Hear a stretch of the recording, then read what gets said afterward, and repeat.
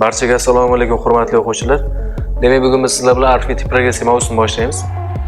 Demak, qaranglar, arifmetik progressiya deganda o'zi nimani tushunishimiz kerak? Arifmetik progressiya deganda qandaydir bir sonlar o'sish tartibida bir xil qonuniyat bilan oshib borishi kerak yoki bir xil qonuniyat bilan kamayib borishi kerak. Bir xil songa ortib borishi kerak yoki bir xil songa kamayib borishi kerak. Masalan, bitta misol keltirsam. Deylik, 3 degan son, undan keyin 7 degan son. Bir-biridan nechtaga farq qildi desa, 4 taga farq qildi. Demak, keyingi son 7 dan 4 taga farq qiladigan son bo'lishi kerak. U necha desa, 11 degan son bo'ladi. Bundan keyingi 4 ta farq qiladigan son 15. Menimcha qonuniyat tushuniladi deb umiddaman.